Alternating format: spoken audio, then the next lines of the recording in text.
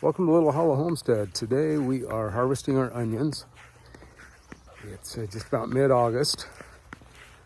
So you've seen me harvest onions before, so I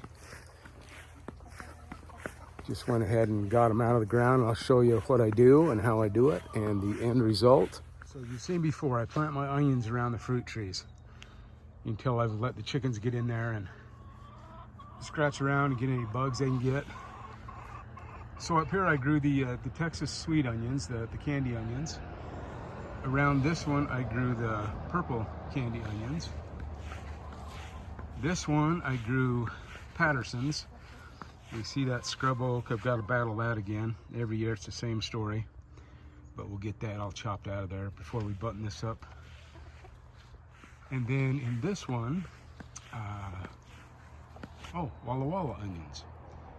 So these are the Walla Wallas. And then down here, I'm gonna let these go a little further. They're not quite all the way knocked over, although we do have a lot that have gone to seed. Maybe I'll rethink that and I'll harvest these too. I'll get right back with you. So you can see, chickens get out of the way. Plant the onions around my fruit trees, and that cuts down on any kind of insect that's gonna harm your fruit. This is my brand new little Fuji apple tree. My favorite apple of all time is a Fuji, so finally got me a tree. So anyway, we'll get these harvested. These are the Pattersons. I put the little stake in there. Excuse me, fluffy butt. I put these little stakes in all of them so I could identify. So this is the Patterson one.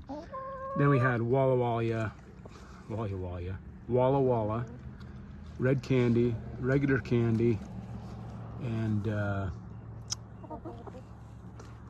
I can't remember the other one. So if you watched any of my other gardening videos, you know that I like to plant as much as I can in the smallest spaces I can to maximize my yield, because I'm only on a little less than an acre here.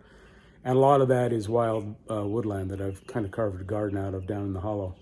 But I neglected to do something this year with my onions. Let me show you what that is. So in my effort to grow as much as I possibly can in the smallest space possible, you'll notice that my Patterson onions did not get near as big as my Walla Wallas. These are all my Walla Wallas.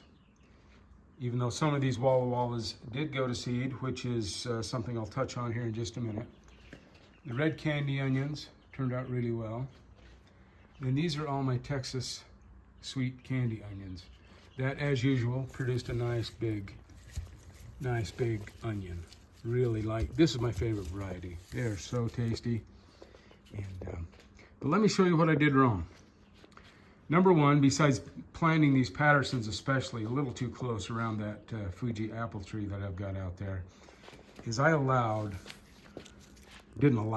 just didn't pay attention or wasn't diligent enough to nip these seed heads when they started to form. So when these start to form, the energy from the onion plant goes into trying to reproduce, trying to keep its life going and create more onions.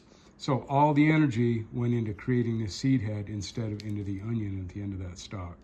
So sometimes even us gardeners that think we're on top of things, let things slip through the cracks. So that's my excuse and the reason why my Pattersons didn't quite turn out the way I would like. But let's get them on the table here and I'll show you the final harvest. The final harvest for onions 2024. Like I say, we got our Pattersons, we've got our Walla Wallas, we got our red candies, and then we got our other candy onions. So not bad. I do have a few out here on the lawn. I'm taking to the farmer's market fresh today, and I have sold a few at the farmer's market, probably about 10 pounds or so. So all in all, not a bad year for onions. I did learn some things as usual. Cured onions I'm taking to the farmer's market today. I probably sold, probably 3 or 4 baskets like this at the farmer's market. Don't give my onions away. I do charge a premium for them because it's a premium product. And some people just don't get that and they don't buy it. And that's okay with me, because to me, it is worth it to pay a little extra, as well as paying a little extra for my garlic that is homegrown. Do have some spaghetti squash that are good enough to go to the farmer's market today, and of course your zucchinis and some new potatoes as well. Like I was saying, I do have some fresh onions. I'll leave the stalks on to take to the farmer's market. So that's the plan for these.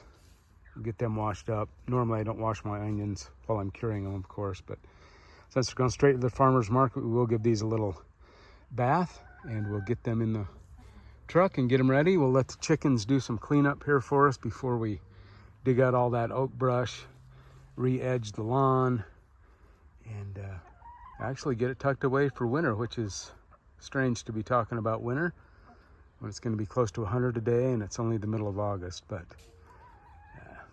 it's the time to get the onion beds put away for winter. Well, we're all loaded up for the farmer's market. I still have 30 dozen eggs to put in coolers, but we'll do that here in just a minute. You see, we got everything loaded up in here. I got my freezer full of pork and chicken. What chicken I've got left.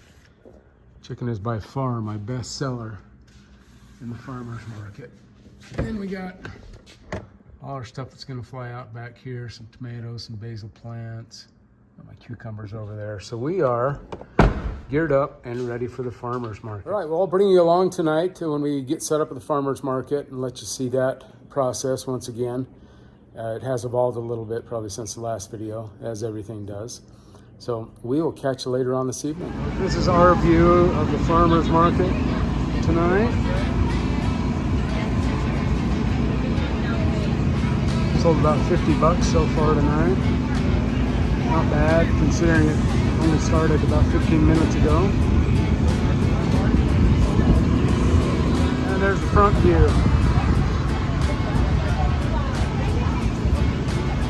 You can see my chicken sells really well.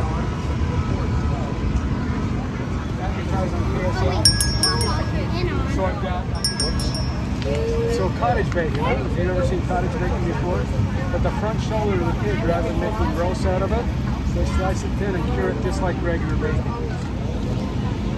What are you?